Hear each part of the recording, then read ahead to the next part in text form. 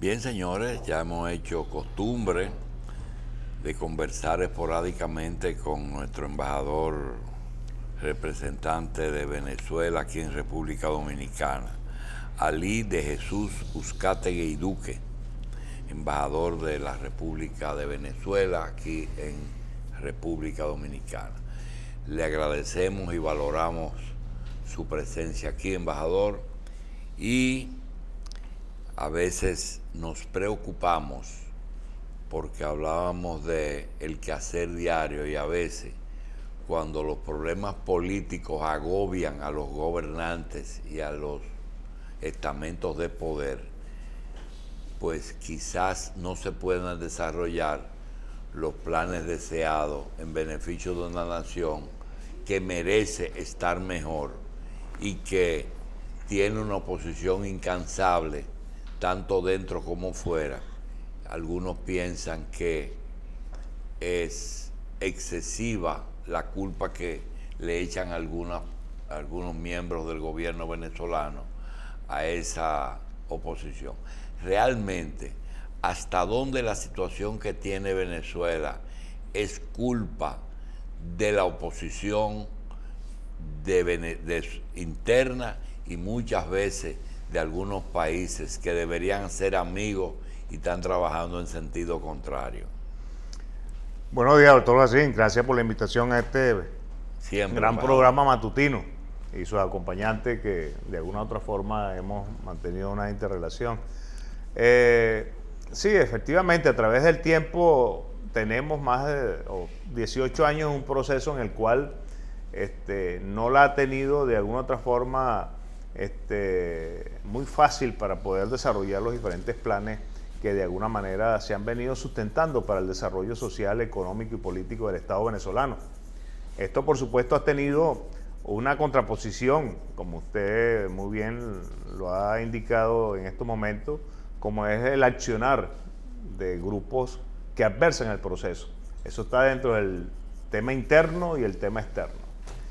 El tema interno, pues tenemos que dirigirnos a lo que es los grupos de los partidos tradicionales, los cuales lamentablemente no terminan de entender que las posiciones políticas o si surge alguna otra posición política, pues es parte de la dinámica de los desarrollos de los pueblos y es lo que no han de alguna otra forma terminado de entender que Venezuela es otra.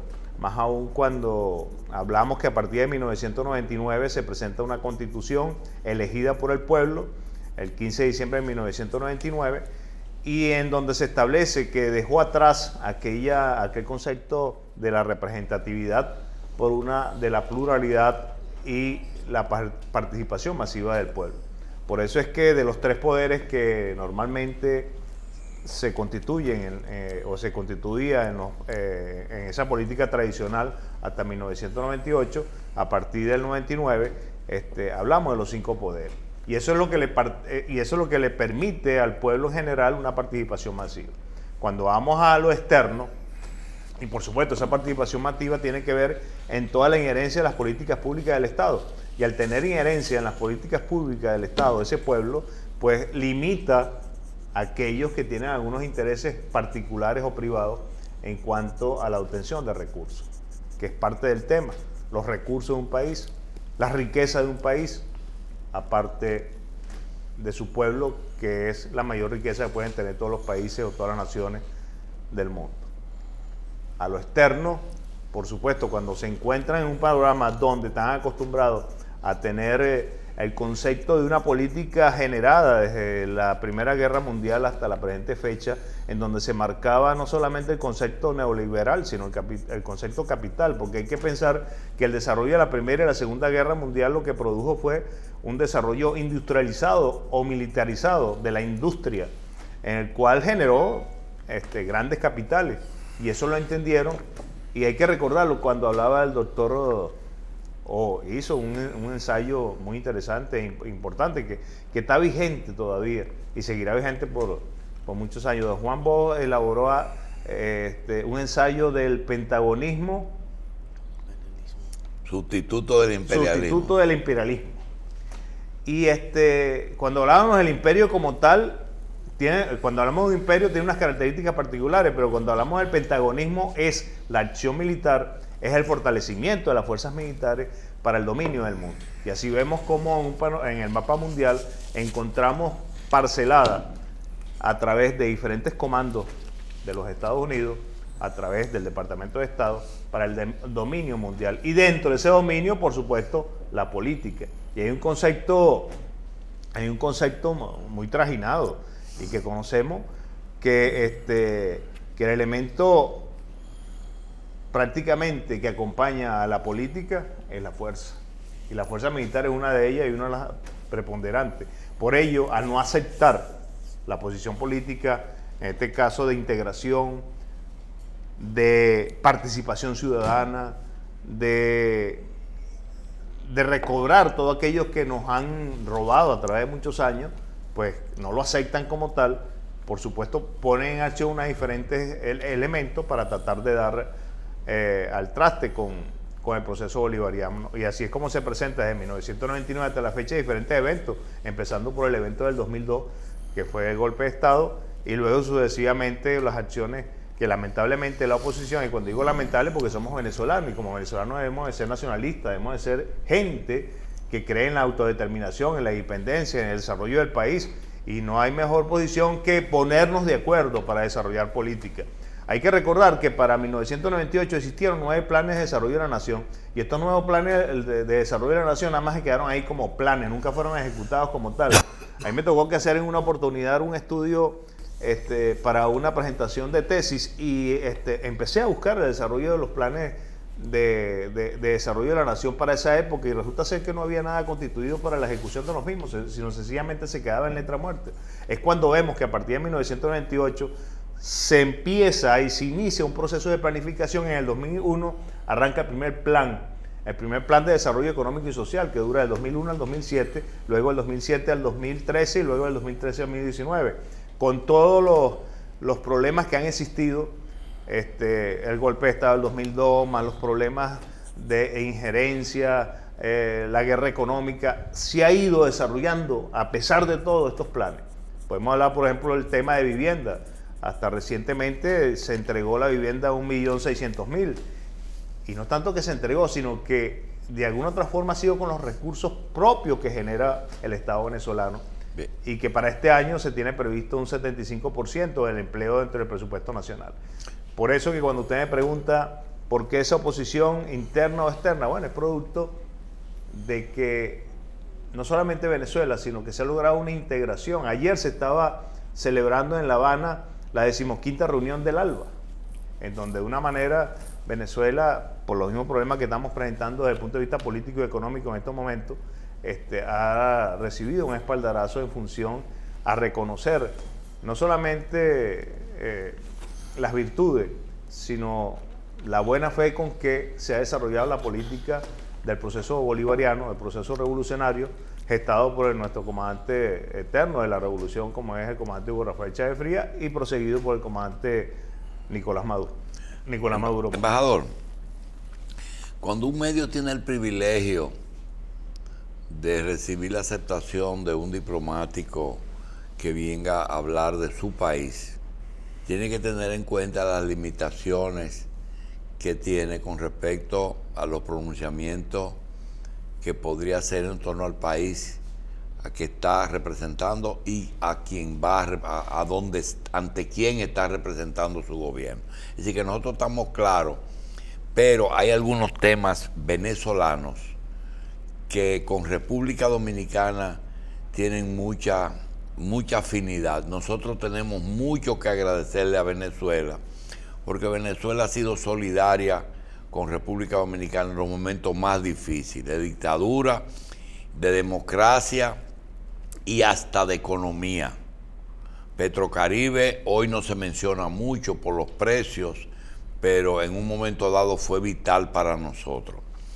Entonces, ¿qué piensa el gobierno venezolano cuando algún congresista americano nos pide una posición más firme contra Venezuela si nosotros tenemos una deuda con Venezuela que es impagable. ¿Qué quieren ellos?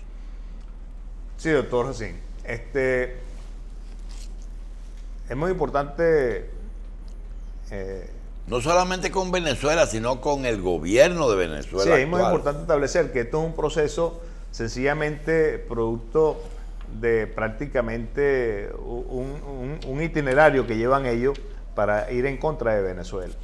Como ellos han visto desde el 2002 hasta la presente fecha, y cuando digo ellos, lamentablemente es el imperio, es ese Departamento de Estado, es ese gobierno de los Estados Unidos, que de alguna otra manera no descansa y no descansará y seguirá ahí tratando de ir contra la revolución bolivariana. Ha establecido unos diferentes esquemas. Tan es así que vamos a hablar antes del congresista Rubio, que es el tema más delicado en el sentido de por tener sangre latinoamericana, pero debe tener sangre de horchata, porque no sienta a los latinos, porque ¿cómo se va a...? No, ¿verdad? ¿Cómo va a tratar de meterse en las políticas internas de un país y prácticamente apuntarlo y decir, si usted no nos apoya, pues vamos a tomar diferentes acciones para ir contra ustedes por estar apoyando a Venezuela? Prácticamente fue, pónganse contra el paredón. Y de ahí es un reconocimiento que hace el gobierno venezolano a República Dominicana, a Haití, a todos aquellos países que dijeron, epa, un momento, las cosas no son así como deben de ser, nosotros tenemos autodeterminación y dependencia y de alguna otra manera tienen que respetarnos como nos respetamos todos los países del mundo. Hay países que nada más tienen 100.000, 200.000, 300.000 habitantes como país, pero es un país y hay que respetarlo como tal y tiene su autodeterminación y su independencia.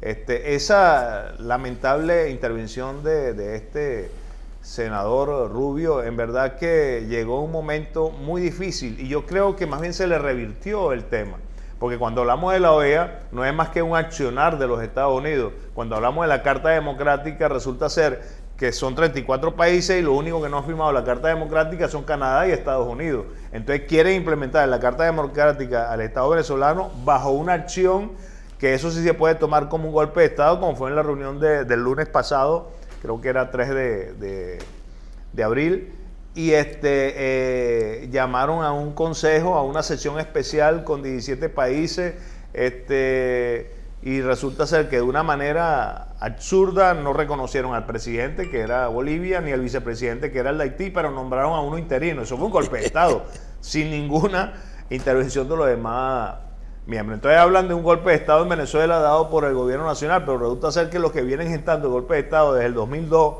hasta la presente fecha es la oposición, lamentablemente, interna nuestra y los Estados Unidos. Y esa posición de Almagro tan absurda frente a un socio de la OEA. Sí, hay diferentes posiciones. Almagro, lamentablemente, hay que recordar que estuvo en el gobierno del presidente Pepe Mujica, un hombre muy querido por Venezuela y por su sapiencia, por su historia, por todo ese conocimiento que tiene y esa experiencia que no le ha sido fácil. Y lo hay, y está escrito. El presidente Mujica le pidió a nuestro gobierno que apoyáramos a Almagro.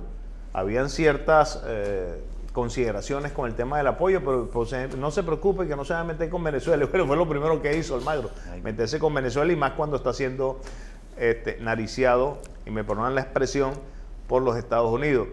A este elemento hay que incluirle, lamentablemente, el gobierno mexicano, a través de su embajador, que lamentablemente ha venido también incidiendo a favor de Almagro y a favor de los Estados Unidos en contra de Venezuela. Entonces estamos hablando de una posición de países de América Latina en donde estamos caracterizados y que siempre hemos trabajado por la unidad y la integración, ahora con un halo de preocupación a la Venezuela, prácticamente buscando una intervención y una aplicación de la Carta Democrática. Y la Carta Democrática, hay que estar bien claro, se debiera aplicar cuando su gobierno, cuando su presidente se vea en una estela de peligro y lo pida para apoyo de restituir la democracia en el país, cosa que no está sucediendo en Venezuela. Bien. Ahorita hay una serie de acciones, lamentablemente hay diferentes desórdenes públicos o puntos focales en el país que se han venido presentando, que hay que utilizar los medios policiales para poder detener el avance de esos grupos desafectos que lo que andan buscando es incendiar el país y dar esa luz, esa imagen a Venezuela que el gobierno reprime. Como en la mañana de hoy hay unos diarios por allí que establece la acción de, no solamente aquí en República Dominicana, eso ya es, Venezuela es un tema ya internacional. ¿Qué pasa con los españoles? Mire ahí el país. Ajá. Que trata tan mal Venezuela, desde antes de como hicieron una oposición preventiva, desde hace años ellos tienen posición muy dura. ¿Qué le hicieron que le ha dolido? Porque hay que preguntar al Banco Santander a ver qué dice. Bien, vamos a hacer una pausa con el señor embajador de Venezuela en República Dominicana. Y queremos precisamente ver cuáles son las expectativas de su gobierno, del país que usted representa, con respecto a la convocatoria, la disposición del presidente Nicolás Maduro de que sean llevados a cabo unos comicios que ya se habían pospuesto, que eran los de las gobernaciones y alcaldías en distintos estados. ¿Cuáles son las expectativas que piensa tener con esas celebraciones de comicios? Bueno, las expectativas del gobierno y del pueblo venezolano es llegar a elecciones libres y democráticas, como siempre ha sido hasta el 2019. Lo que acontece es que viene de un proceso en el cual se le viene exigiendo al gobierno que ejecute unas elecciones, primero a través de un referéndum, que cuando llaman al referéndum, había pasado los tiempos ideales como para poder buscar que se ejecutaran en el 2016. No sabemos si lo hicieron a exprofeso, las señales dan que fue así, buscando sacar violentamente al presidente Maduro de su gestión de gobierno. Por supuesto, esto atrasó el cronograma para poder llamar a las elecciones de gobernadores y alcaldes, y es lo que de alguna otra manera está anunciando el señor presidente de la República. En estos momentos, producto de aquel referéndum que llamó la oposición a destiempo, porque hay que recordar que el 5 de enero del 2016, cuando asume la Asamblea Nacional la oposición venezolana, están, por supuesto, por la mayoría que representaba, y en ese momento el presidente del mismo, que era el diputado Ramos Alut, él de alguna otra forma hasta infirió algunas amenazas, y le quedan 6 meses, y en 6 meses sacamos al presidente y el referéndum, pero el referéndum tenían que llamarlo inmediatamente, ¿no? Esperaron como 3 meses para entonces llamar al referéndum, y todo el cronograma de alguna otra forma, porque eso lleva un proceso, eso lleva un cronograma en el tiempo, se atrasó, y ellos que pensaban, bueno, le vendieron la idea a la gente que está dentro de la oposición de que el referéndum iba a ser ejecutado el 16, pero resulta ser que los tiempos daban era para que se ejecutara en enero y febrero del 2017, y en ese momento, si era así, resulta ser que al hacer el referéndum y si lograban separar al presidente de la República, la presidenta quien asumía al vicepresidente, entonces a ellos tampoco les convenía, porque era una continuidad del proceso del gobierno, porque asumía el vicepresidente, que es parte del proceso ejecutivo, dentro del contexto de lo que es el proceso de la revolución. Por supuesto, estamos en un momento en el cual la misma oposición ahora está diciendo que no quieren elecciones, lo que quieren es, no sé qué queremos ya, que quieren ya no, pero lamentablemente los procesos, ya el Consejo Nacional creo que va a dar unos momentos para el proceso de elección de gobernadores y alcaldes, y yo no soy quien para decir si es este año o el próximo, pero lo va a indicar. Y por supuesto eso es lo que está llamando el presidente de la República. Bueno, vamos a ir a las elecciones. Y es lo que se acepta de esa forma. Y que constitucionalmente estamos supeditados a ello. Es una obligación. Señor embajador, en mi caso particular, yo nunca he negado mi simpatía con los procesos que inició con Lula, se consolida con Chávez y todo el proceso de la revolución bolivariana. Pero como decimos aquí, amor no quita conocimiento. Y a mí me parece que en el proceso de Venezuela creo que se le carga mucho el dado al aspecto internacional y como que no se han sentado la dirección del partido, la dirección del gobierno, a ver justamente en qué se está fallando. Sabemos que Chávez no tuvo tranquilidad, pero ya del golpe hacen 15 años, y Chávez muere casi a los 11 años de cumplirse el golpe de Estado. Sin embargo, después de la muerte de Chávez es innegable que ha habido un proceso acelerado de deterioro del proceso bolivariano, de las conquistas. ¿Será solo por el tema del desplome de los precios del petróleo? ¿Será solo por el tema de la presión internacional? ¿O hay una responsabilidad local en la que ha estado fallando el proceso y no ha sido capaz de sentarse a reflexionar y ver qué es lo que está pasando? Venezuela está virtualmente dividida. Las fuerzas chavistas todavía conservan un importante bastión, pero la oposición ha ido ganando espacio y se ha ido perdiendo además la guerra en la opinión pública internacional. Entonces, algo está pasando. Los errores que se están cometiendo, ¿cuáles son, señor embajador? ¿Cuáles son? Bueno, el error, y lo reconozco, es ser socialista y progresista. ¿Por qué?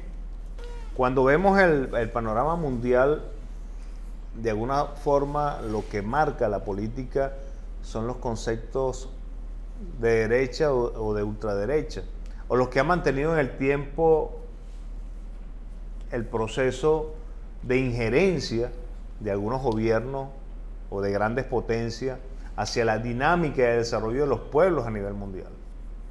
Por eso es que inicialmente, cuando indicaba que surge una nueva posición política con una función netamente social o socialista, porque lo debemos entender desde el punto de vista de que estamos arrancando un proceso, el cual era representativo, que te lo decía inicialmente, en el cual todo estaba, el poder de decisión eran unos pocos en la representatividad y eran los que decidían. Ahora no, dentro de todo el proceso hay un concepto de participación masiva, con nuestros errores, porque no somos perfectos, pero yendo siempre a mejorar dentro de la ejecución de los planes. Cuando hablamos a nivel internacional, cuando desde afuera ven a Venezuela, sin tomar en cuenta las grandes corporaciones de los medios de comunicación, que son una inmensa mayoría, que también, bueno, está como el diario El País, como hace un momento lo presentaba el doctor Jacín. Ese diario no le ha dado ni un momento de respiro a la revolución bolivariana. Todo el tiempo es contra el proceso per se, sin ellos darse cuenta que también tienen un proceso bastante maleable dentro de su gobierno y dentro de su Estado. Entonces, no vamos a decir que son errores, porque tenemos errores lo que ha podido haber cometido el gobierno, pero también es, y hay que reconocer, el versus que tenemos fuera de nuestra frontera. Ese versus es no aceptar de que pueda haber otro tipo de gobierno, como lo ha habido en Brasil, como lo ha habido en Argentina. Fíjate que estamos hablando de posiciones, lo hay ahorita en Ecuador. Vemos cómo está ocurriendo con Ecuador, que el candidato que perdió el opositor que perdió las elecciones todavía no termina de reconocer de que ganó. El proceso continúa en Ecuador a través del presidente Correa y del presidente electo Lenín Moreno.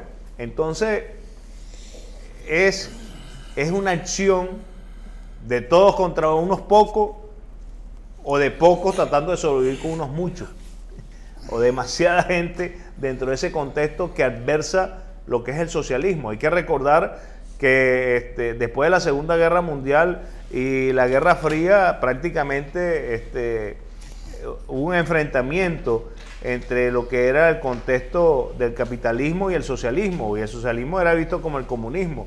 Yo vengo de las Fuerzas Armadas y en mi formación nos inculcaban y nos daban nuestra doctrina marcada por Norteamérica, era que el socialismo era una panacea, que el comunismo, bueno, era como lo maligno.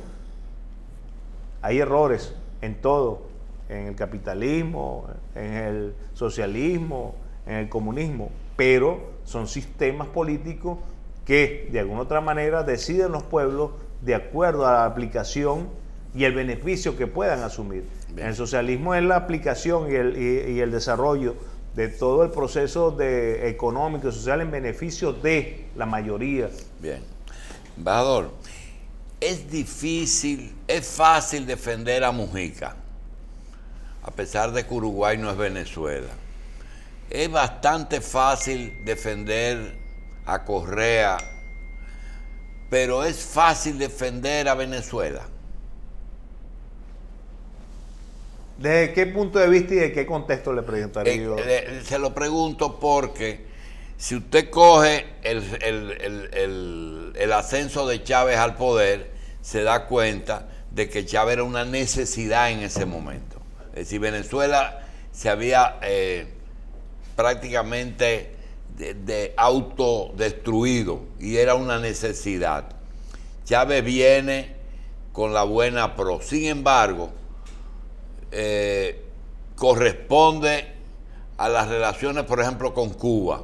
Cuba le comienza a dar asesoría en educación, a dar asesoría en salud, y Venezuela, en un momento dado, hablando de errores, yo creo que trató no solamente de corresponder esas relaciones, sino también de emular Cuba. Y Cuba era un régimen ya que alguien en Venezuela tuvo que decirle a ustedes, mira, ese régimen está en involución, está por desaparecer. ¿Cómo vamos a imitar y a tratar de...? Y ahora hemos casi restaurado Cuba en Venezuela. Y eso es lo único que yo puedo criticar y decir que fue un error de percepción o de necesidad.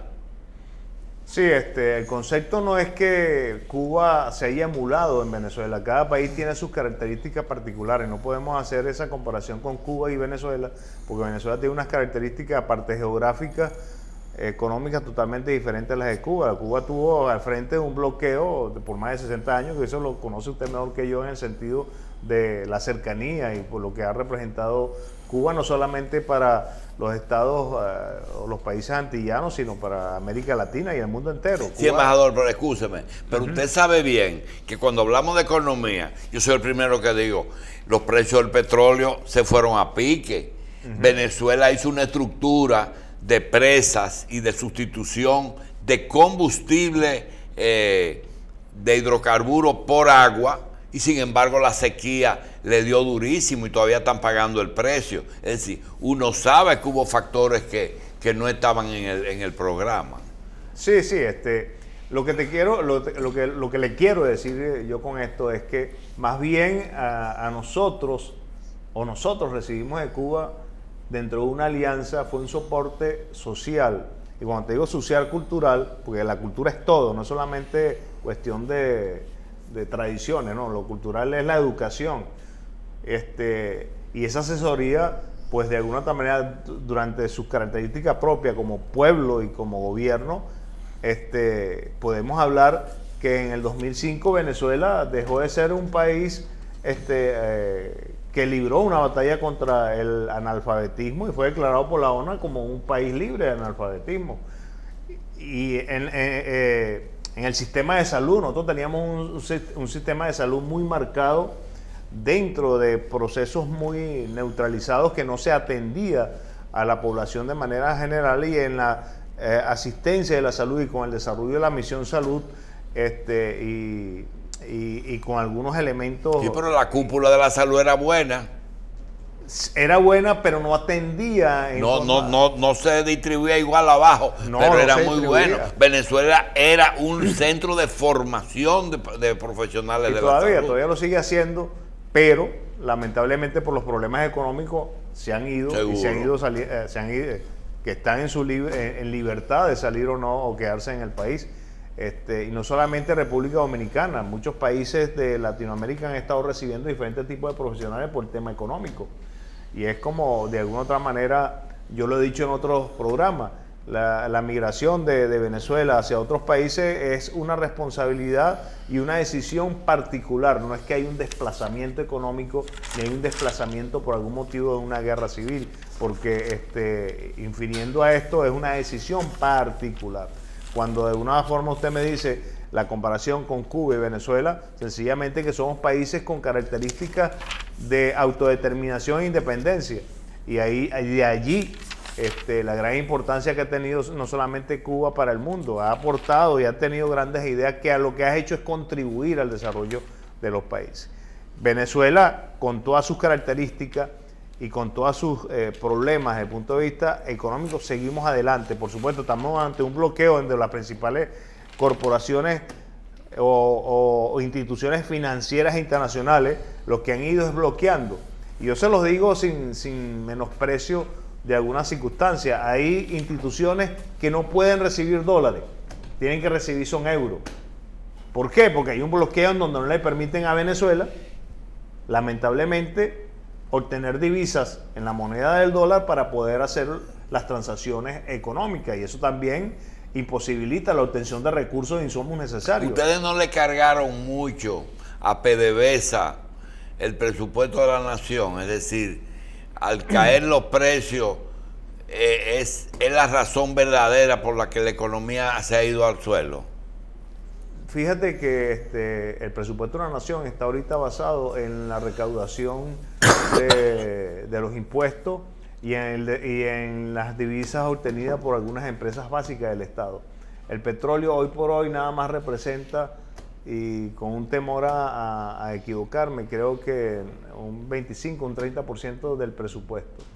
El resto del presupuesto está avalado por las tasas impositivas, por la obtención y el desarrollo de las empresas básicas, y un 3% que se ha venido desarrollando con aquellos productos no tradicionales que se vienen desarrollando a través de la mediana empresa, que también ha servido y se dio. ¿El 100% de la divisa es petróleo? No. ¿O hay otras fuentes? Eso es lo que te estoy diciendo, se obtiene... No de de las divisas. las divisas se obtiene, ya estamos hablando de otro tema, sí, porque es el principal rubro de exportación, el petróleo. Sí. El petróleo nos obtenemos las divisas junto con un porcentaje, ahí sí cambia el diferencial, el porcentual, pues. Entonces vemos que marcadamente es el petróleo para la obtención de divisas y algunos rubros no tradicionales que se vienen desarrollando. ¿Qué ocurre? Que dentro de esa misma conceptuación vamos a encontrarnos que todas las divisas que se obtienen, vamos a colocar el 85-90% de las divisas que se obtienen a través del petróleo, la mayoría es destinada al empresario privado o a la empresa privada. Para importaciones. Para las importaciones. Y el retorno, comprobado, el retorno es cero. No voy a decir cero, pero casi el 20-25%. El otro 30, 70, 80% se queda afuera. Entonces, ¿qué país puede de alguna otra manera, si no hay una inversión, si no hay una redistribución de esa inversión hacia adentro, cómo va a lograr realmente un mecanismo? No es el Estado, y eso las leyes económicas lo establecen. Tiene que ser una relación Estado-privado, privado-Estado, para poder de alguna otra forma tener un desarrollo industrial permanente. Ilústrenos un poquitito con respecto a algo que hablan hace un momento. ¿Cuáles son los renglones grabados con impuestos en Venezuela? ¿Son los salarios? Los salarios dependiendo de un monto determinado según las unidades tributarias y que lo establezca el profesional. Si gana dependiendo de un monto de más de 100.000, 200.000, 300.000 bolívares, tiene un valor, un tasamiento. Las importaciones que no estén exentas, como algunas medicinas.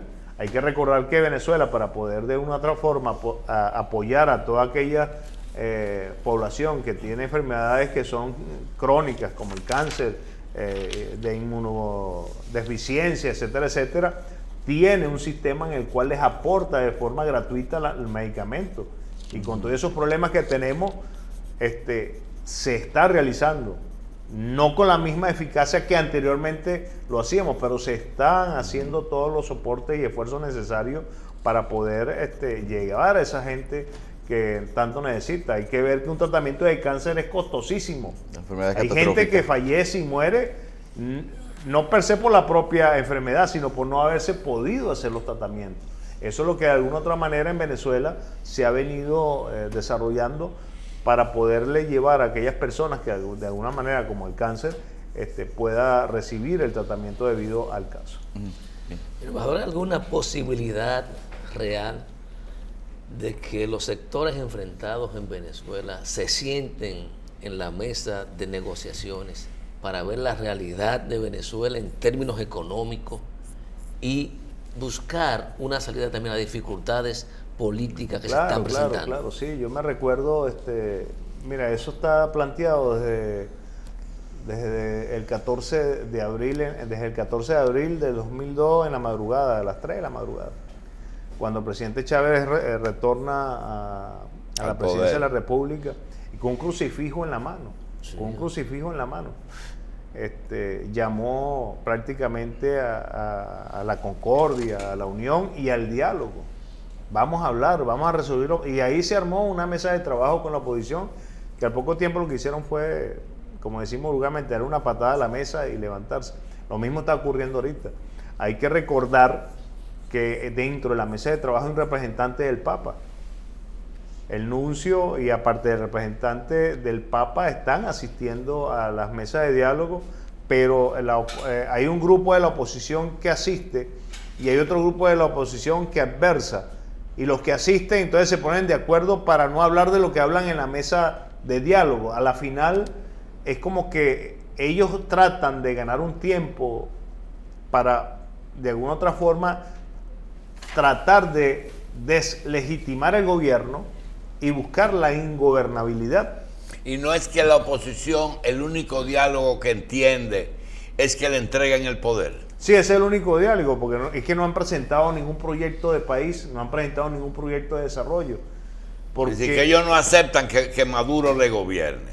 No, es que no aceptan ir a unas elecciones libres y democráticas donde pongan sus candidatos, y si ellos tienen que ganar, ganarán. Bueno, no ganaron las elecciones de la Asamblea Nacional y eso fue aceptado libremente y asumieron la Asamblea, lo que ya es una opinión particular. Yo digo que la oposición se equivocó al no haber aprovechado ese momento de empoderamiento dentro de la Asamblea Nacional para legislar de manera positiva, acompañar al mismo proceso y ser ellos garantes del desarrollo del país. Imagínense cómo... No es que usted está pidiendo colaboracionismo. No, que colaboren con nosotros, no.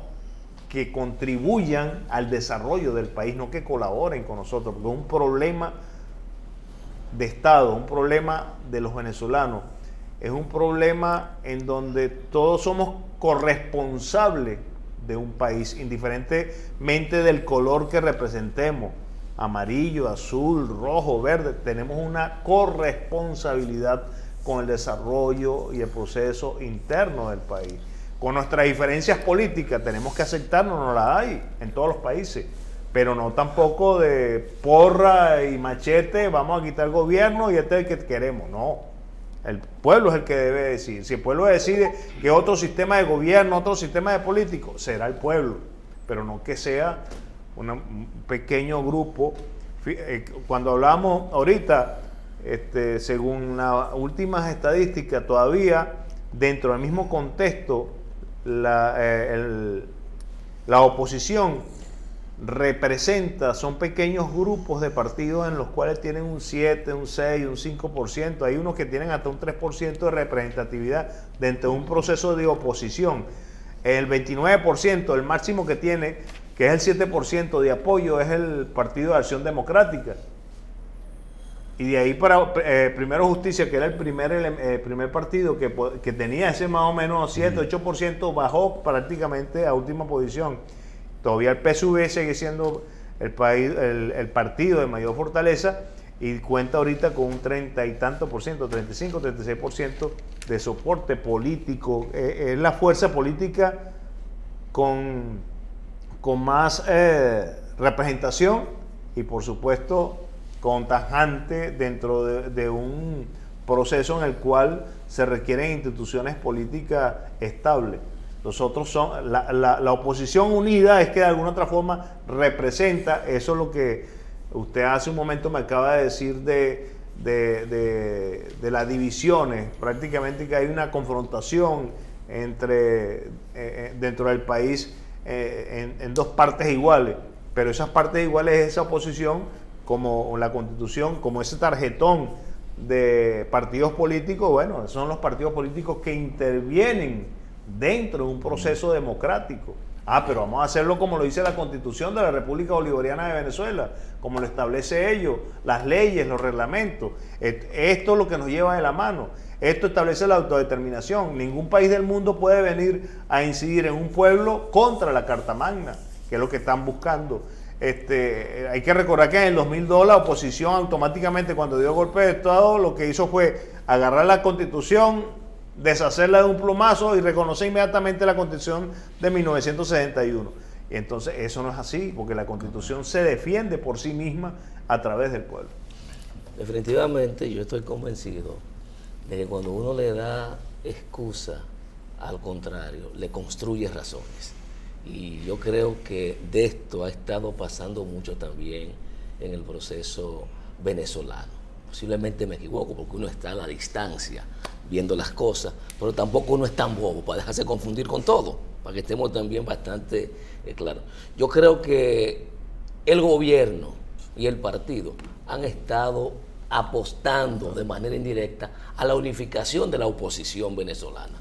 Creo que es el propio gobierno que le está dando el respiro por un conjunto de acciones que me parece constituyen algunos errores políticos de este lado. Por ejemplo, el apresamiento de este señor, de Leopoldo López, por ejemplo, no sé si el momento era el indicado. Si cometió un delito que prescribe en 5 o 10 años, tómese su tiempo, porque a veces el momento es importante. Se ha construido un líder y una líder y a la esposa se ha hecho también una líder internacional, una cosa increíble.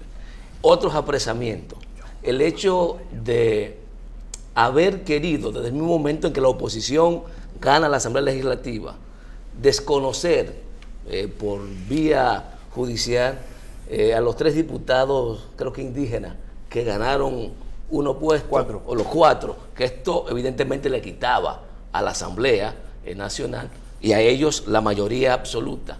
Y el último hecho que comete, que por suerte se decidió reversa, la Sala Constitucional de la Suprema. Creo que esos elementos, más que aportar a la consolidación del proceso, debilitan y le dan argumentos a la oposición y a los enemigos de ese proceso para enfilar sus cañones a Venezuela.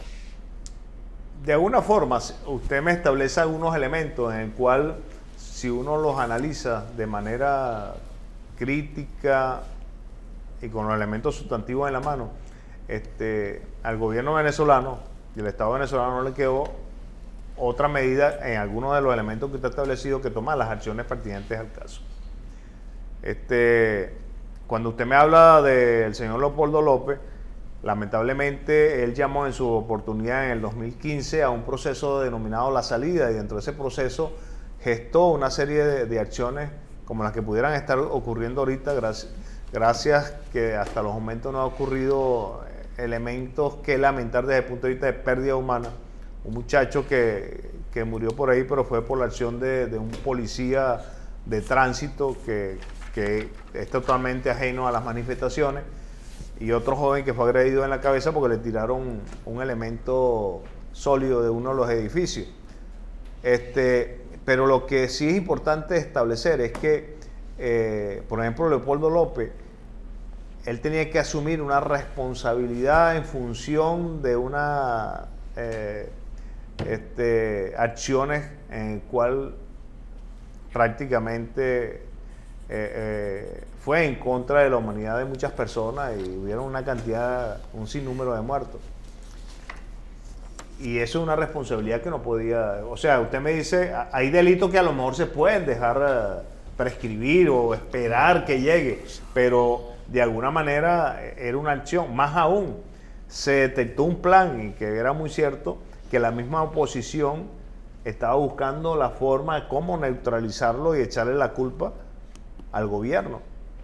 Me recuerdo muy bien que uno de los dirigentes de nuestro país se reunió con Leopoldo López y la familia le dijo: me está pasando esto, y la misma familia tenía información y buscaron la protección del Estado venezolano. Después lo demás es historia. Lo del Tribunal Supremo de Justicia, lo que acaba de acontecer, está bien, sí, de alguna manera es reflejo, y más bien el gobierno a través del CODENA, el Consejo de Defensa de la Nación, que es un órgano que se establece dentro de la Constitución,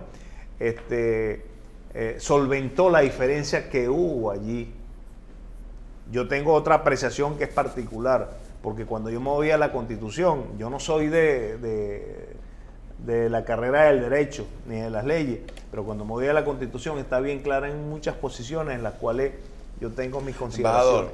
Embajador, mire, leer Venezuela desde aquí no es fácil, porque nosotros estamos bombardeados por las informaciones, y por ejemplo cuando te dicen escasez, bueno, yo estoy seguro que hay escasez, pero en Venezuela no hay hambre. No hay hambre, se consiguen los productos. Ahora, hay cosas que los de importación deben de tener alguna dificultad. Ahora, con respecto al ruido, la percepción que hay, la percepción que yo tengo, equivocado posiblemente, es que Capriles no defiende la libertad de López. Desde aquí yo veo que no la defiende, que debería por solidaridad hacerlo. Lo segundo es que no hablo de amnistía, de borrar los hechos de él. Me refiero a que el ruido que produce López en la cárcel podría ser menor que el ruido que él produciría en la calle. Y hay una cosa que se llama indulto, y ya tiene unos meses. Yo creo que el gobierno de Venezuela es lo suficientemente fuerte para sostenerse con López suelto. ¿Por qué no quita ese ruido? Bueno, ya es una decisión de gobierno. Sí, seguro no es del embajador en República. No es decisión mía. Y yo ahí sí es verdad que no puedo decir algo al respecto, ¿no? Porque bien, vamos a hacer una pausa con el embajador. Seguimos hablando con el señor Alí de Jesús Uzcategui y Duque, embajador de la República Bolivariana de Venezuela en la República Dominicana. Y nosotros quisiéramos pedirle que nos cuente el nivel de vida del venezolano común, porque el venezolano pobre está mejor que antes, pero del promedio, el promedio de vida del venezolano, con casi un bloqueo, porque Venezuela tiene un bloqueo. Realmente, ¿cómo ha disminuido el nivel de calidad de vida? Sí, es importante tener en cuenta que prácticamente nuestra población, al estar sometida a una deficiencia en el suministro de alimentos y especialmente de medicamentos, tiene que cambiar su modo de vida. Empieza a sufrir una serie de restricciones para poder obtener algunos alimentos que estaban tradicionalmente o estábamos tradicionalmente acostumbrados a consumir. Y si es por el tema de las medicinas, imagínense con una enfermedad determinada, tratar de buscar un medicamento que no se pueda conseguir de manera expedita y rápida, pues en verdad, y oportuna, es un problema. Eso ha cambiado el sistema de vida de nuestros venezolanos, producto de esa influencia negativa que ha habido por parte del desabastecimiento desde el punto de vista alimentario y desde el punto de vista de los medicamentos. No obstante, el gobierno nacional está elaborando un proceso que es a través de los CLAP, que es la comunidad organizada, y van ahorita hasta el proyecto es llegar hasta 10 millones de venezolanos que por lo menos semanalmente reciban los insumos pagados, por supuesto, a costo necesario para la dieta básica y de alguna otra manera puedan tener acceso a las medicinas. Bien, embajador, nosotros sabemos que por lo menos 5 o 6 países, a pesar de que con el descenso de los precios del petróleo, Petrocaribe no alcanza a veces, es después de cierto nivel de precio que nos dan financiamiento. Yo estoy seguro que más de 5 países tienen deuda con Venezuela. ¿Por qué no se hace un acuerdo para que esos países suplan Venezuela de aquellos productos y paguen su deuda ahora, hagan un plan de pago, supliendo lo indispensable que necesitan, y estamos seguros de que el nivel de productos va a aumentar en Venezuela? Eso es lo que ha ayudado prácticamente a este proceso de la instauración de los CLAP, que poder obtener esos recursos. Fíjense que lo que usted lo que me está hablando es tan cierto, que recientemente, hace creo que 2 meses, 3 meses, a través de un sistema que se llama compensación de factura, Sí. que es para pagar en insumos, ahorita República Dominicana acaba de entregar 30 millones de dólares en insumos médicos. Seguro. Te estoy hablando de hace 3 meses, 2 meses, creo que 2 meses.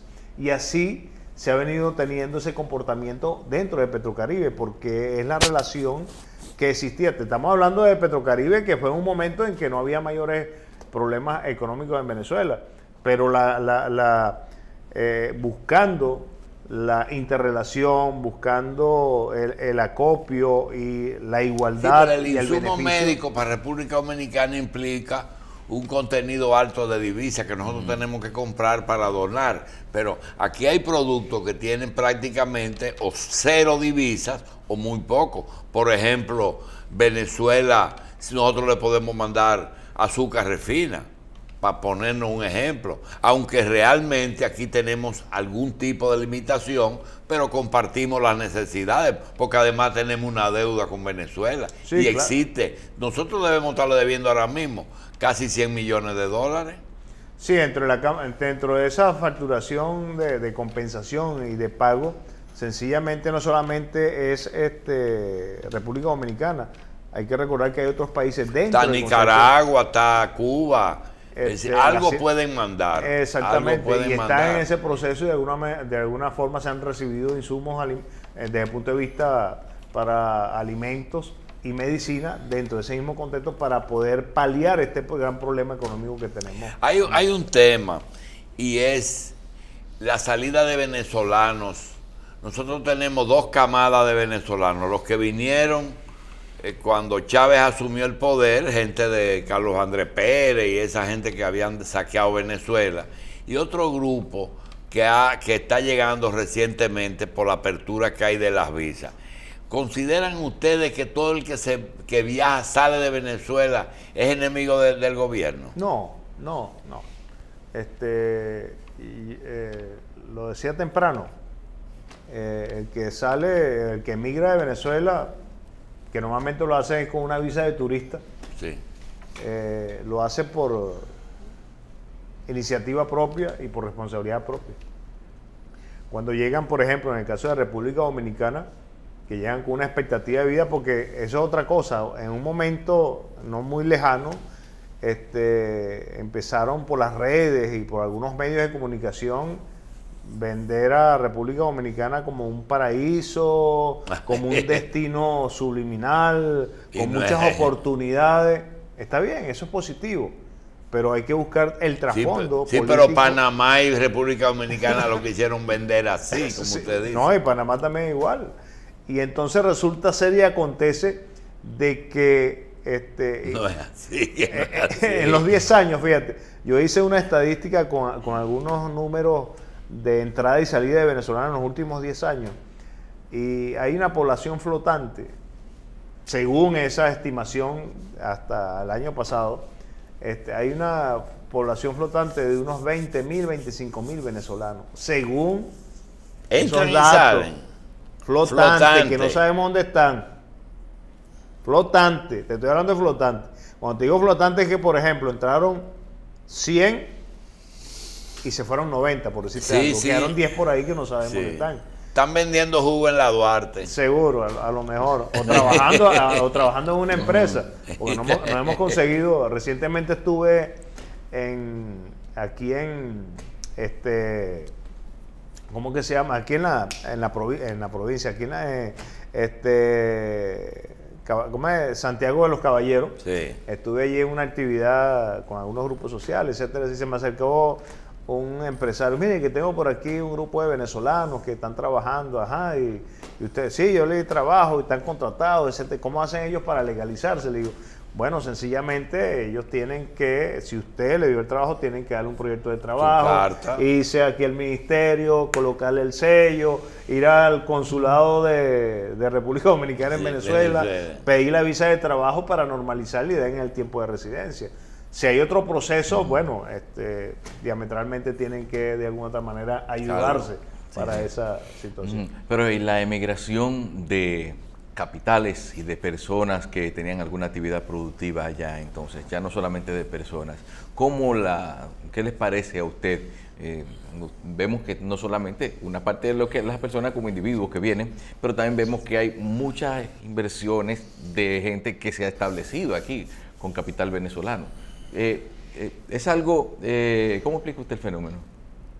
Bueno, sencillamente es parte de ese proceso en el cual, de alguna u otra manera, cuando las personas tienen un capital privado y quieren invertir en otro país o quieren salir del país, pues se llevan su capital y lo invierten en el desarrollo. Vemos como de alguna u otra manera hay un crecimiento en lo que es la industria inmobiliaria, como también inversión en atención de los servicios que tienden a nivel de turismo. Y así como hay una inversión de parte de venezolanos, también hay de otras nacionalidades, porque me he enterado que Colombia, por ejemplo, está invirtiendo, pero Colombia per se está invirtiendo en unas industrias. Pero ya cuando hablamos desde el punto de vista individual, vemos como también venezolanos vienen a invertir en el país para establecerse y mantener un punto de... Embajador, cuando usted habló de que estaban tratando de vender República Dominicana como una tierra de promisión, un paraíso, me recordó algo que yo oí en mi casa todos los días, y era el hecho de cuando se casan mis padres, pues bien, uno es de Azua aquí en República Dominicana y el otro es de San Pedro, todos de origen libanés. Y alguien desde Venezuela les escribe y le dice, aquí se ha descubierto el oro negro, esa fue en los años 30, y aquí esa es la tierra de promisión. Pues ellos cogieron un barco y se fueron a ver, le vieron y le gustó y se quedaron, pero eligieron Maracaibo, y dentro de Maracaibo eligieron Lagunillas, que es el lugar más caliente del mundo. Así es. Mi mamá al año dijo, yo me tengo que ir. Y resulta que le vendieron el paraíso, pero muy caliente. Sí, aquí está parecido. Y cuando yo le decía aquí está parecido. Y cuando yo le decía hace un momento que tratan de vender, y no es tanto que tratan de vender, sino que utilizan de vender las potencialidades que tiene República Dominicana a nivel del turismo, a nivel de otras expectativas de desarrollo económico que tiene, vendérselo a los venezolanos para que los venezolanos salgan corriendo y se vengan rápido para acá, para República o para cualquier otro país.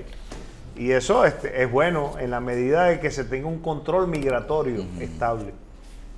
Si no, se nos puede convertir en un problema para el Estado Nacional y para el Estado receptor. Doctor, esos inversionistas o inversores que han llegado a la República Dominicana, digamos, en los últimos 6 o 5 años, son personas que hicieron sus fortunas durante todo este periodo de la revolución, o son empresarios tradicionales que han decidido salir. Hay de todo. Hay de todo. Hay de todo. Un poco. Hay gente que tenía yo no tengo los elementos en la mano para decirte, porque no los conozco a todos los que tengan aquí para decir que son fortunas bien habidas o mal habidas. Y son personas. Déjame ayudar a es que hay un mal contexto de que cuando alguien habla de es que esa es fortuna, que se la robó. No, hay de todo. Mira, yo voy a ayudar al embajador. Aquí hay personas que trabajaban en seguro en Venezuela, que trajeron sus negocios, que trabajaban en salud, en ARS y siguen lo Buena mismo. gente, buena. Hay hoteleros que siguen en lo mismo. Hay de todo, pero hay una clase. Yo digo que vieron hay quedó allá, pero eso es otra que cosa. se dice que hay personas que trabajaron a alto nivel con el gobierno de Chávez y que no hicieron las cosas bien y que consiguieron algunos pesitos y cogieron para acá con el que hay también, hay de todo. Y conocemos unos cuantos, yo conozco unos cuantos que trabajaron de cerca. Bueno, el Banco Peravia, se dice que había dinero de algún gobernador de... Todavía tenemos ese caso de Peravia, pero que todavía hay. Bien, para despedirnos, embajador, si usted no fuera diplomático y fuera empresario y quisiera trabajar en su país de forma privada, ¿cuál es el área que usted entiende que se puede invertir en Venezuela? Porque Venezuela lo que necesita es inversión, no que se vaya el capital de Venezuela. ¿Qué área? Que no sea petróleo. En el turismo. Turismo, ¿eh? Sí, señor. Venezuela tiene... Y hay capacidad. Aparte de algunas otras inversiones que se puedan hacer a nivel de desarrollo industrial, pero nosotros tenemos en el turismo un potencial. Entonces inmenso. Lo que pasa es que no tenemos cultura. Entonces nosotros podemos invitar a los empresarios turísticos dominicanos que hagan el multidestino e inviertan en Venezuela. Claro. Lo que pasa es que tenemos que educar primero. Sí, bien. Embajador, gracias. Gracias a usted, por bien, favor. Señores, embajador Ali de Jesús Uzcategui y Duque. Dicen que da por dos partes. Sí. Gracias por estar con nosotros. No, gracias a ustedes, por favor.